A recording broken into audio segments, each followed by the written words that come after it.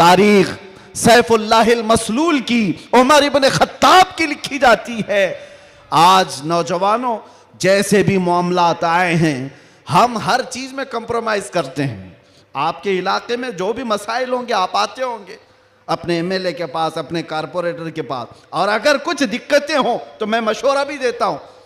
पानी नहीं है, बिजली नहीं है, सड़क नहीं है, गटर नहीं है, नाले नहीं है, ये जरूरियात है जिंदगी। अगर ना हो तो सब्र कर लेना, सब्र कर लेना। एक रोटी ना भी मिले तो सब्र कर लेना, लेकिन एक बात याद रखना, नामूस रिसालत पर कोई समझौता नहीं है। वो जान है हमारी, और जान है तो जहान है।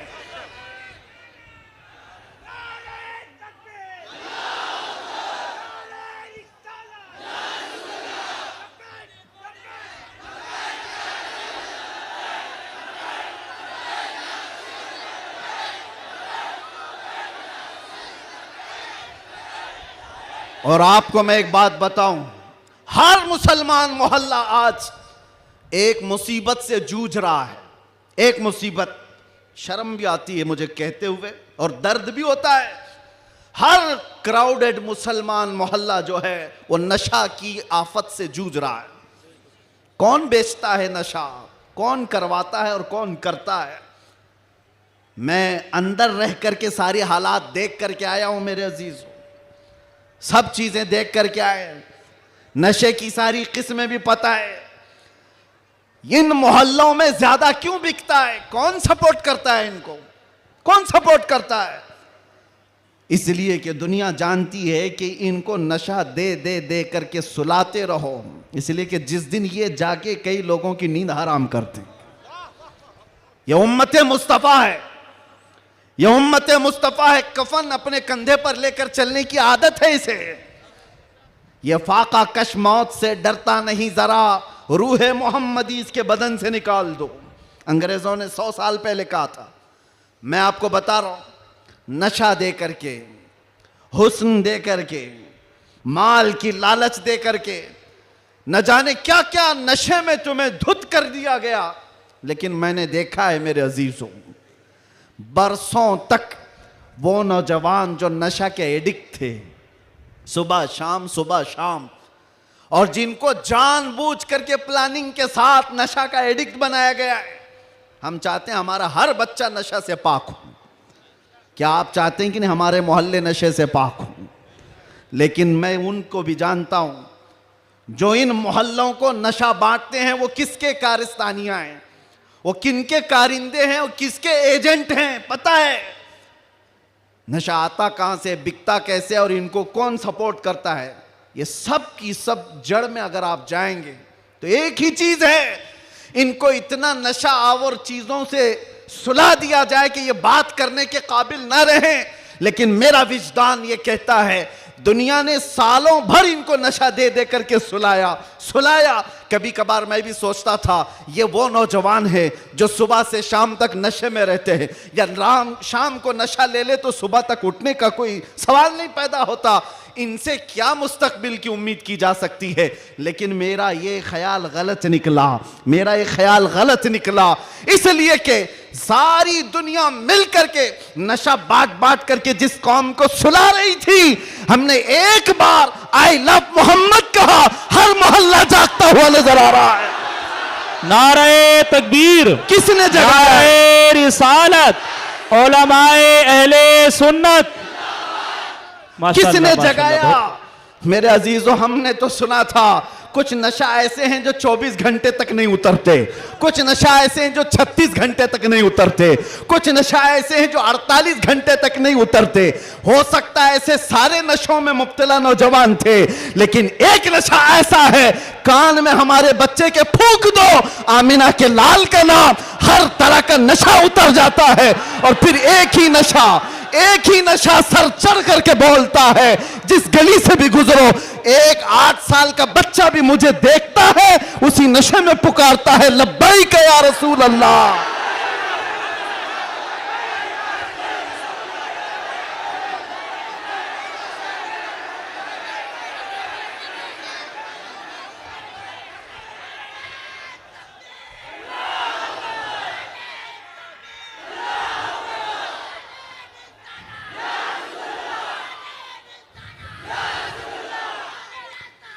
तवज्जो,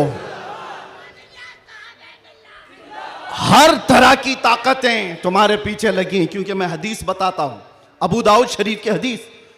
मेरे आका सल्लल्लाहु अलैहि वसल्लम फरमाते हैं, यूशकु अन तदाअ अलैकुमुल उमम कमा तदाअल अकिलतु इला कुसअतिहा।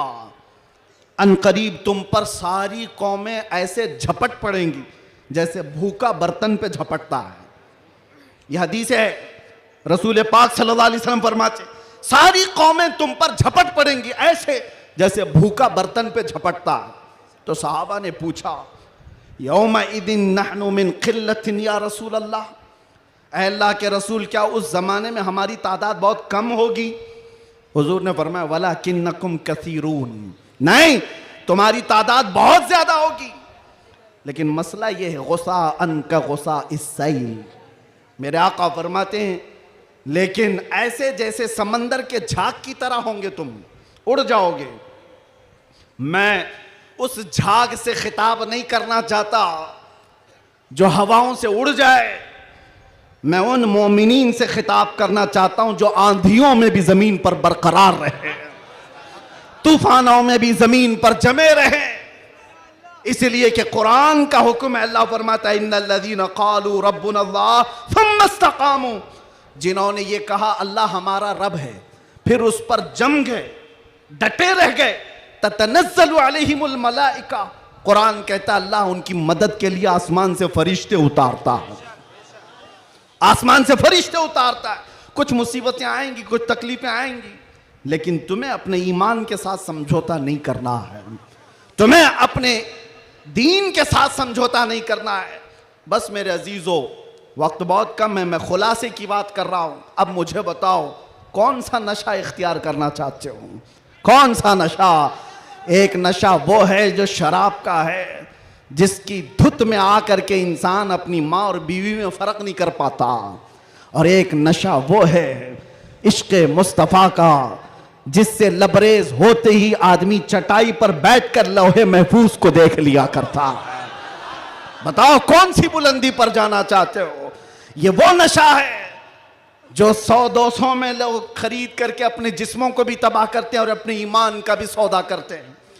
मगर मैं उस नशे की बात कर रहा हूं जिसका खुमार मौत क्या हश्र तक भी नहीं निकलता, नहीं निकलता, और जो इश्क मोहम्मदी में शराबूर हो जाता है, दुनिया क्या कर रही है उसे उसको कुछ फर्क ही नहीं पड़ता, कौन क्या बोल रहा है इससे उसे कुछ फर्क ही नहीं पड़ता। बल्कि अगर कोई आ भी जाए उसके पास के साहब हमारी भी कुछ तारीफ कर दो, तो इश्क मोहम्मदी में जो शराबूर होता है वो चहक करके यूं कहता है, मैं गदा हूं अपने करीम का, मेरा दीन पारे ना नहीं। बरेली के इमाम इश्क मोहब्बत, शराबे इश्क मोहब्बत जिसने पी ली थी, उनके पास किसी ने गुलाब का फूल तोहफे में पेश किया, कहा कि हुजूर कबूल कर लीजिए, ताज़ा गुलाब बड़ा खूबसूरत है। तवज्जो ऐ नौजवानों, जब इश्क मोहम्मदी इसका नशा सर चढ़ता है तब फिर आदमी की कैफियत क्या होती है। गुलाब तोहफे में पेश किया, इमाम इश्क मोहब्बत ने वो गुलाब लिया और देख करके कहा यह ऐसा गुलाब है सुबह खिलता है और शाम में मुरझा जाता है, मगर मैं उस गुलाब से मोहब्बत करता हूं जो कभी नहीं मुरझाता।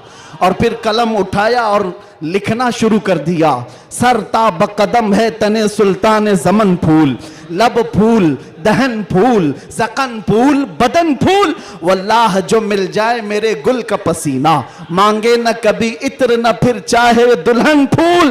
क्या बात रजा उस चमनिस्तान करम की, जहरा है कली जिसमें हुसैन और हसन फूल। एक फूल किसी ने पेश किया तो इमाम इश्क मोहब्बत ने पूरे फूल पर नात लिख दी।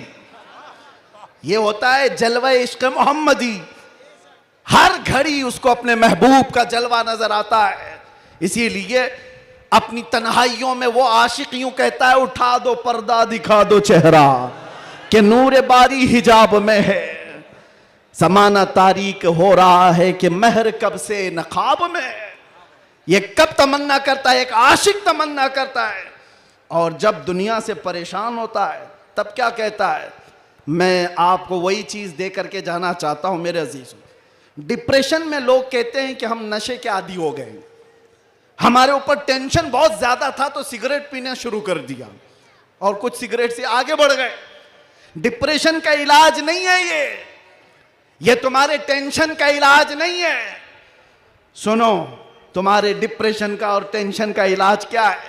बरेली का इमाम कहता है एक ही इलाज है, उन्हें जाना उन्हें माना, ना रखा गैर से काम, लिल्लाहिल हम्द मैं दुनिया से मुसलमान गया। एक बार मैं बता रहा हूं, उस आशिक़े सादिक इमाम अहमद रजा फाजिल बरेलवी ने बारगाह मुस्तफ़ा में यूं कहा, हमारे भी हालात ऐसे आ गए, उलमा भी जानते हैं कि आप भी बेचैन होकर के ये बात कह देंगे और कोई बुरी नहीं लगती। एक तरफ आदाए दीन और एक तरफ है हासिदीन। आला हजरत का ये शेर है मशहूर, सलाम काबे के बदरुद्दुजा तुम पे करोड़ों दुरूद, उसमें ये शेर है। क्या कह रहे हैं आला हजरत? एक तरफ आदाए दीन और एक तरफ है हासिदीन। समझ रहे हो इसका मतलब? आदाए दीन, दीन के दुश्मन एक तरफ हैं और एक तरफ हसद करने वालों की जमात है। परेशान हो गया, कुछ अपने और कुछ गैर, सबों ने परेशान कर रखा है। और आला हजरत ने बारगाह मुस्तफ़ा में ये कहा था, एक तरफ आदाए दीन एक तरफ है हासिदीन। बंदा है तन्हा शहा तुम पे करोड़ों दुरूद, मैं अकेला हूं मेरे आका। लेकिन बाद में फौरन ख्याल आया, किसके दरबार में ये कह रहा हूं मैं? किसके दरबार में जो पल पल की हमारी खबर रखता है, जो रसूल अपनी हथेली में सारी दुनिया को देखता है, उससे मैं ये कह रहा हूं। फिर दूसरा शेर कहा, फौरन क्या कहा? या रसूल अल्लाह तुम हो हफीजो मुगीस। क्या है वो दुश्मन खबीस? तुम हो हफीजो मुगीस, क्या है वो दुश्मन खबीस? तुम हो तो फिर खौफ क्या, तुम पे करोड़ों दुरूद। जब इश्क आता है